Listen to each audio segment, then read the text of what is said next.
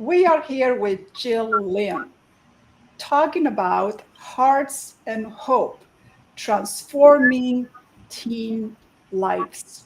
Jill, tell us all about it. I've been working with teens for over 30 years, would you believe? And it's been the most rewarding. I do quite a lot of stuff, but really that's my specialism, and that's where I do 80% of the work. Wow. And it's just I love it because it changes so much for them. It has generational change, Yes. because when we give them the tools when they're younger, maybe 13, maybe younger. Yeah. The youngest, I think, because I do a lot with suicidal ideation. So unfortunately, there's a lot of that. The youngest child that I ever had for suicidal ideation was 8. Oh my God, these are heavy subjects, and thank God you're doing this, because it is an epidemic of such things, especially from the pandemic. And the teens, they're going through such, not identity crisis, but they're going to forming that identity, and they don't know where to go, what to do. Parents, school, high school, college, university, who do I want to be? Who do others require me to be? So they are going through a lot. Yes, they are. And it gets them down. I think that parents quite often expect too much. I know I did when my teens were growing up, and I had to check myself because, at 18, they have to make such very, very important decisions about whether they're going to go to college and what they're going to study and so on and so forth. And their brain is still under construction. So Correct. Yeah. It's not completely formed until they're around 25. Yes.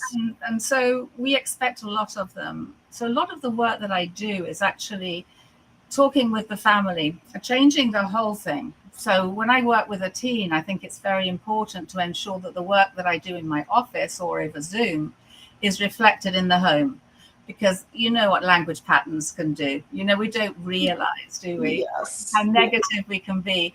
And so I explain to the parents where they're at and what to expect from that age in neurological development. We look at all the dynamics, what's going on in their teen's life, and then I advise them in little tweaks, the way that they speak to their teens and the way their siblings speak to them, so that they all understand so much more about their developing brain.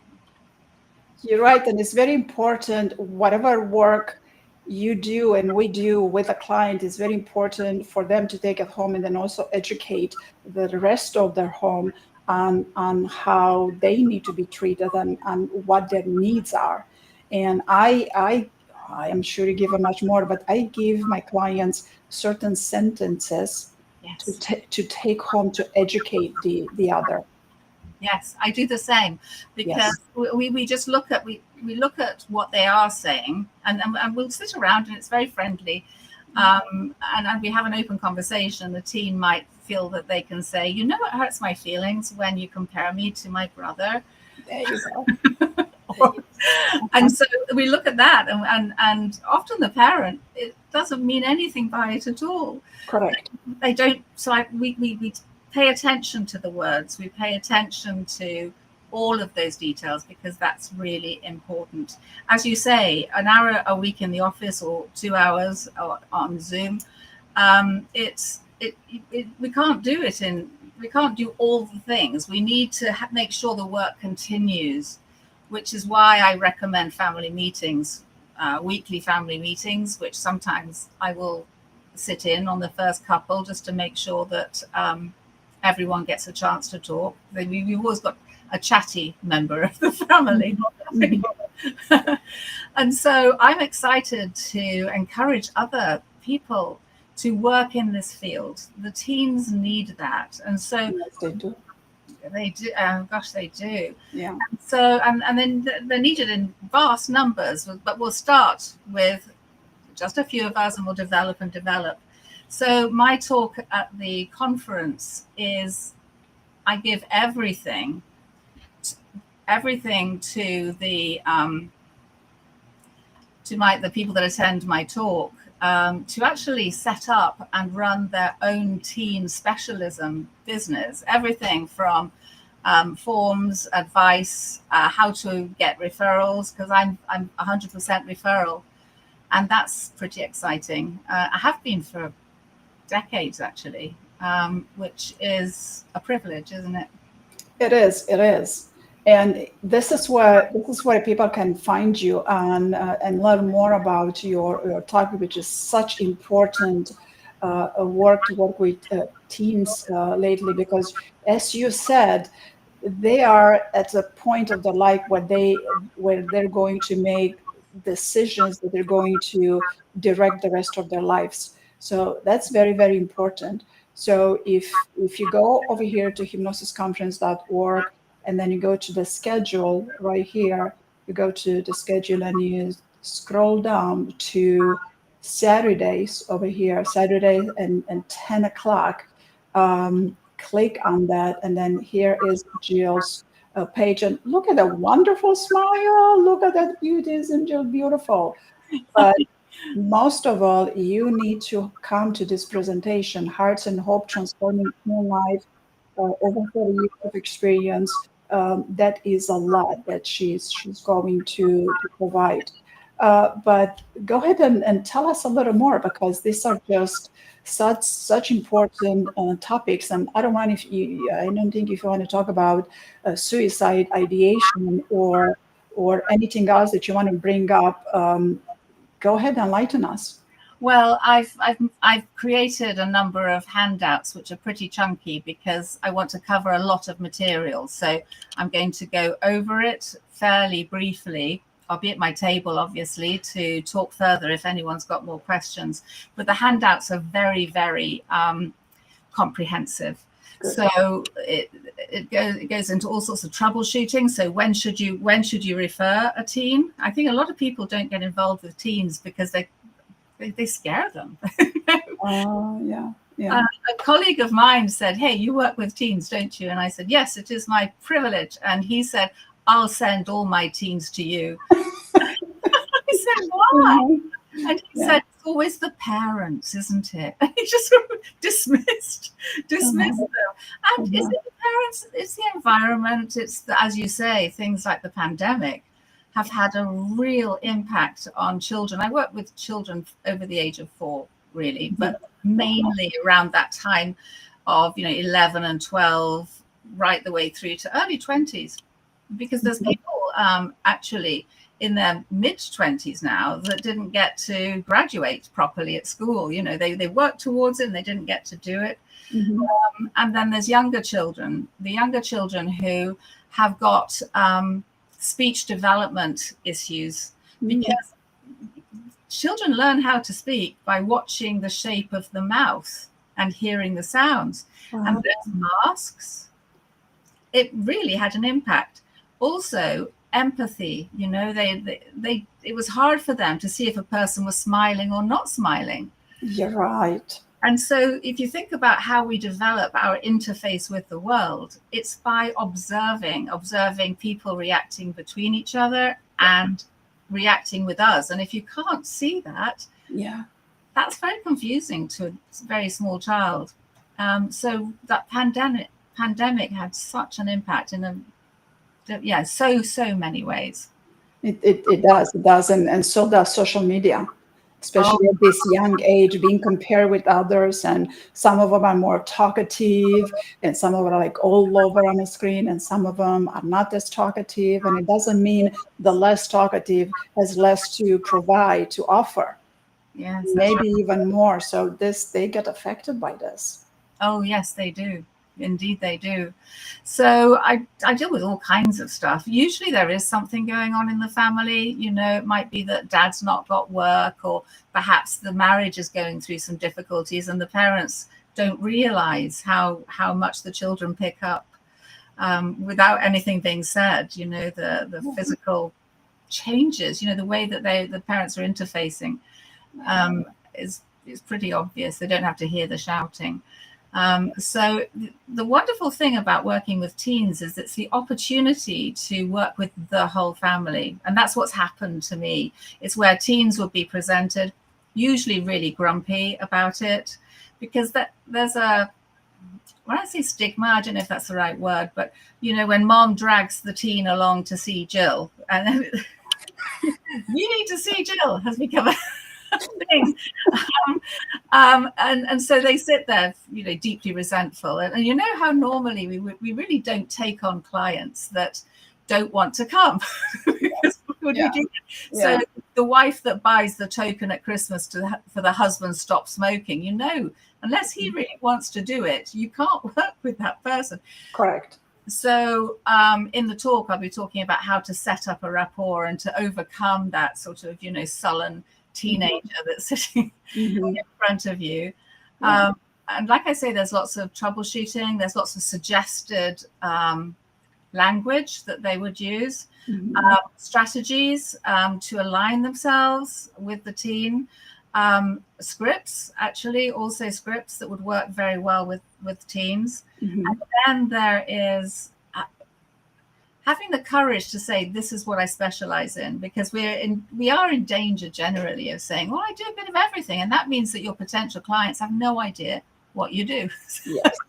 I think have the courage to say, hey, I'm working in this field, and really learn and learn and learn. Ongoing professional development is very important as well. Yes, it is. And what I like hearing that you work with the families as well. And you said you only see the family for a couple of a session, and then do you have the family meetings by themselves? It depends. It's up to them. I got a family meeting journal that I created to give them guidance and to make sure that they cover things in a certain time, to give them a framework really to work within. And sometimes, well, quite often, by the time someone comes to see me, you know, we're always the last resort, which is really sad, isn't it? It is. By that time, often relationships are really frayed. So maybe me sitting in either on Zoom or in person, if they're local to me, is helpful, because everyone keeps a cooler head, because they don't want me to think badly of them. This is good. And they behave what they're saying, and then they say the right things, but this has an impact. If only in that moment they say that it has an impact. Yeah, it has. And so sitting in on those meetings, one or two, allows me to give the parents private feedback afterwards, because I don't want to say, oh, no, you shouldn't say that. I don't want to do that at all. I just want to give feedback with maybe kinder ways that we can discuss things with each other. Yes. The other thing which I think is really important when you're working with teens is, don't forget, they're in front of me and they think that they're in trouble or that there's something wrong with them, which there isn't. They're just beautiful, wonderful human beings in development. Is that I have the parents complete a quite detailed questionnaire, and I talk with them before I ever meet the teen. Because can you imagine having your mom sat with you saying, oh, he's awful, you know, he won't get out of bed and all of this stuff. I don't want them to hear any of that. I want to hear, what do you want? You know, let's free you up. Let's move forwards to a brighter future. Correct. Hear the criticism that's, you know, it puts us in the wrong part of the brain, the limbic system. Yeah. And you're right, parents need to be educated too, especially nowadays, because in my field of work, I identify generational differences in identity. And I kept saying for a long time that between me and my parents were maybe 1 or 2 generation differences, even though there was just one generation. But now between these parents and their children, now there's at least 3 to 5 generation difference because of the acceleration of consciousness. Yes. And that's fascinating. I'd love to hear that. Yeah, it is fascinating, but for them to understand. And not long ago, I sat at a table at an event with a young adult, maybe he was in his 20s or so. And I explained to him, using the clouds, how consciousness works and why he has more available in his cloud and why his parents didn't have as much. So then depends on how much you have, then that's what you know. He was enlightened, and I was just happy to see that. Oh, it's life-changing. Yes. I've been studying DNA memory, and it's not Mm. actually in the DNA, it's how the DNA expresses, Mhm. the genetic Mhm. proteins express themselves within the person. I was fascinated to read that they can go back 5 generations, and that Wow. people who were in the Holocaust, who had parents, grandparents, great great grandparents in the Holocaust, were exhibiting similar signs of distress, Yes. and they had never obviously been in that situation, and so the research on that's fascinating, and so addressing that now and not carrying it forwards, I think, is very very important as well, and having the tools, moving forward. So going into their 20s with the tools to know how to calm themselves down, have a good sleep, Mhm. focus, do well in exams, because I see a lot of people for exam nerves, Mhm. and Mhm. driving test nerves and that sort of thing. And people that want, a lot of the kids want to be better at sports. So sometimes we work on their football, their Mhm. Mhm. focus, because so many sportsmen actually use hypnotists all Mhm. the time. The really big people do. They have their own personal hypnotist. So They I do, and very few people. I'm glad you brought this up because they do, and then the rest of the people are just so afraid of hypnosis. But we don't. What we actually do, we dehypnotize people. yes, we do. It's deprogramming, isn't it? Yes, yes, it is. It is. And, Yes, it and is. if the big guys, if the performers and all of the big leaders and the big gurus and the big guys, if they use hypnosis, then why wouldn't other people do it to improve their lives to make it better, right? Absolutely. Yeah. I get cross every time a film comes out where someone's hypnotized and then they go and do stuff that, that obviously makes the film fascinating. Mhm. I was pretty cross with Fox News as well, actually, a couple of weeks ago when there was that awful assassination of that wonderful young man, because they repeatedly said, oh, we think he was hypnotized into being brainwashed. I was straight on the phone to them. I'm like, stop it, Yes, because you're people that really can benefit from hypnosis maybe won't come now, because and that's not the way it works. correct. I was really cross about that. So So it's you went on a phone with Fox News. yes, I did. Congratulations. Thank you for doing that. You're right. Well, we have to Yes. stand together, because what we have is scientific, but I think it's also magical, because when you're the young man you talked about, when he suddenly realized how consciousness works, and Yes. it's liberating. It There's no, is. the sky is the limit at that point, and so when teens are given tools and we see them through these difficult times, it just brings me joy. And I have a wonderful guy, young man I worked with about 6 years ago, who was suicidal. He was 50 and he was found with a gun in his hand. So this was not a cry for help. This was he wanted to get out of there. And he was very snotty, actually. And he came in, he said, I suppose you've got essential oils, have you?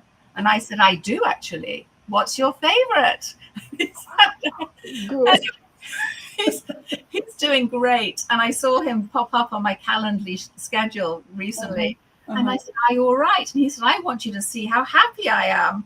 I said, well, I'm not going to be charging your parents for this one, because I love seeing how happy you are. Now tell me everything. Wonderful. That's wonderful. And he was suicidal. He was, and now he's living his best life, and it's just We wonderful. we need to let people know about this. But Yes. sometimes, because of collective unconscious, the thoughts we have in our head are not our thoughts. So these teenagers, the thoughts they have in their head, it's not all of them are their thoughts because of the collective unconscious. Yeah. Because it's what's sitting over there in the clouds. I mean, think of it as a clouds. Anybody that's listening to this. So for them to come to you and you taking them through that, I mean, this is just amazing work. It's more people need to do this. You're right. I love it. Christmas, I've sent out a lot of cards though, because every year, because I've been, obviously I graduate people, when they I like that. and but I never lose touch. And so if you think I've been doing it for 30 years, you can imagine how many families, how many young men who were scared to date a girl and were feeling terrible because they weren't strong and they weren't a good football player and all that stuff. And then they have children of their own and they've got a happy marriage. And it's just so wonderful and rewarding, because that the world might have been robbed of that person and that family if they had proceeded with their original plan. That's true, and it is a very important point you made there.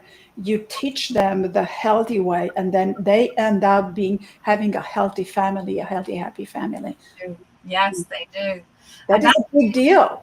I think so, and I do encourage the young people before they get married to have a couple of meetings with me, because let's see, because we're affected by, as you say, the people around us. And so let's make sure that the interface there is lined up appropriately, and anything that needs to be sorted out is sorted out beforehand. So I think pre-marriage work is also a good idea for the young people. It is indeed. It is indeed, and it's important. And I have yet to hear anybody point that out, the pre-marriage work, right? Yes. I mean, churches if they go to church and are going to have a church type of a marriage, they require them to go to some sort of classes. Yes. But what about life? What about doing life? Go to a few classes about doing life and doing it the way it's good for you and for your spouse and together. Absolutely. Yes, absolutely. Exactly. It is. So I think it's the most rewarding group of people. I just do. And so I encourage other people to do this too, and bring joy to themselves. Actually, it's very edifying. Your heart just sings when things go really well. And actually, in 30 years, I have not lost a single person who presented with suicidal ideation. Wow. I am fearful. I do. I think, well, one day maybe it'll be too, they've already far down the plan and nothing would, but that hasn't happened yet. Thank God. Yes. But in that case, I would think that would be clinical. Oh yeah, at that point, yes. Yeah, they need referring. And that's one of the things I cover in the talk actually that I'm doing on Saturday next week, and that is how to spot the difference. And yes. When they need a psychiatrist. Yes, exactly. Know your limits. I think it's important that we always work with best practice and involve other entities as necessary. Correct. Work with them. And quite often I get referrals from psychiatrists, who want, and that's good that they're accepting this sort of work. It's really good. So the other thing I wanted to mention is that a lot of people are afraid of talking about suicide with a suicidal person.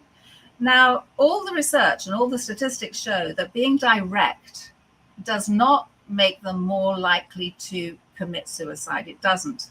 Correct. And so asking certain questions, which I'll cover next Saturday, key questions that really let you know where they are along that journey,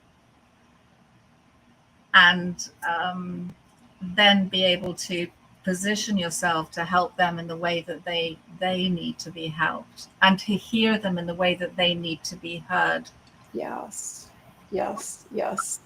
And as you said earlier in our discussion, that you teach them how to tell to their parents, "I am hurt when you say that." Yes. And that is the correct way to say. It's like, you do this. No, I am hurt when you say that. Yes. We need to own our responses, don't we? Yes. And so, but parents don't want their children to be miserable and sad. They love them. And so improving communication is everything, isn't it? Is very important. Yeah, it is. And this is fascinating and such important work. Why is this so important? Is because you work at the point of their life where they're going to make decisions that's going to affect the rest of their life. Yes. I know I made a decision when I was 13 years old that I am here because of that decision, and my life worked accordingly because of the decision I made at 13 years old. Wow. Yeah, Well, that just shows the power of it, doesn't it? it does. It does. It does. Yeah. Mm. So it's very important, and you're right. More people need to work with teens. I have Yeah. a good amount of teens and young adults, but not as many as you. What sort of work do they come to you for? Is it exam nerves, that sort of thing, or what would a teen present with typically in your practice? Usually, parents bring up for school-related issues. Yes. They don't want to go to school, or they're withdrawn, and they go sit in the rooms, and they don't want to talk to the parents. They only come out when dinner is there. And I say, well, that's about it. That's how it goes. Yes. And then this particular teen, she just would not go to school. Although she had a school counselor work with, she'd just not go to school. And then after three, I had with her more than three, but after three sessions, her dad would bring her in. Then the dad came out, and he says, I don't know what you said to her, but she's going to school now. That's wonderful. Yes. Identity. I work with her, and that's my specialty, identity work. So I went straight to identity, and I gave her permission. You do. I gave her permission to do it, but just it's not right for her. Yes. Yes. Yeah. Oh my gosh, I'm glad that you're doing that work because identity is very, very important. And Oh, yes. developing the identity throughout their teens, Yes. sometimes even earlier. Yeah. Also, So yeah, so that work is very, very important. So to give them confidence to actually be themselves, and like you just said, permission. oh, that's a big word. It's a big word. Yes. Yes. Yes. That's wonderful. That's wonderful. So I'm going to show this page again. Everybody, you're going to go to hypnosisconference.org over here, hypnosisconference.org, and you're going to get your ticket. You're going to get an all pass access, and whatever level you get, you're going to have an all pass. First level, if that's all you can afford, then go ahead and register. If it's the second level, go ahead and register. With the second level, you get a tidbit more, which is not just a tidbit; it's a lot more, right? You get the gala banquet, the Rich Gotti's comedy show, and access to a bunch of whole other things. And for me, that I'm going to this conference, this is the highlight of it. Yeah. This Saturday, the gala. Oh, and Rich Gotti, he's throwing a red carpet this year. I've Nice. yet to go to a red carpet on these conferences. And then there is, So good. yes, then there is this other level that you get a whole lot, much more. If you can afford, go for it. And do register, get your ticket. And then you're going to go to the schedule. Like I went to the schedule before, right here. You're going to go to the schedule, speakers schedule. Okay, you go to the schedule page, right here, schedule page.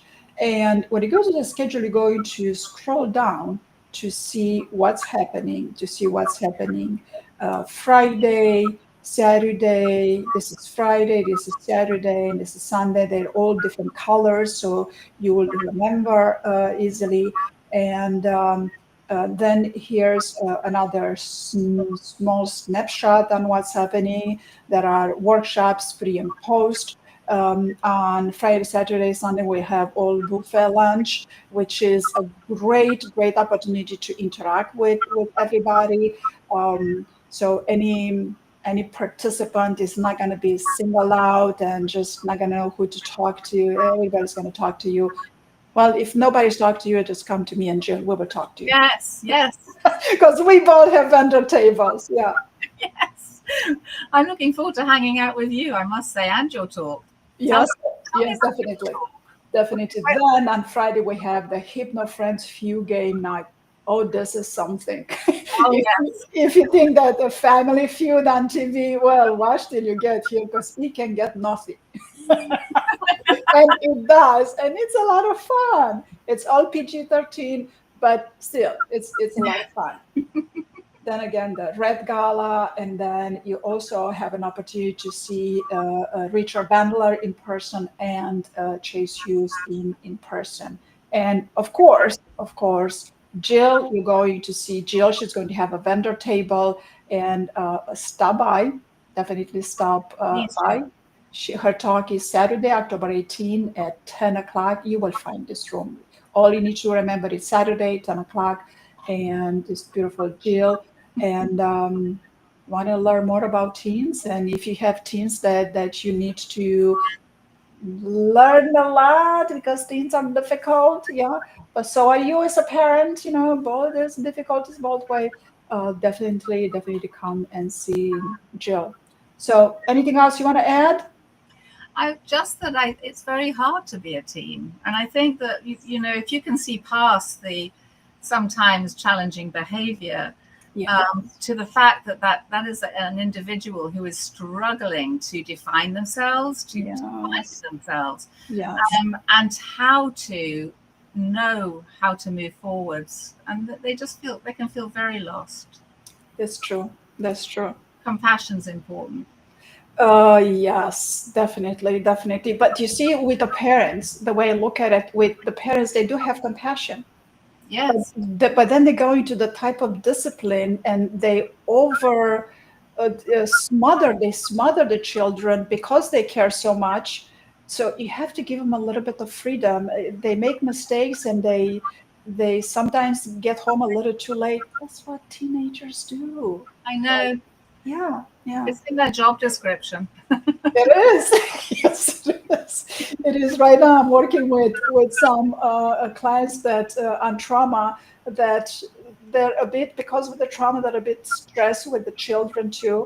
So they are now learning, as they didn't have a proper childhood and what the child is supposed to be.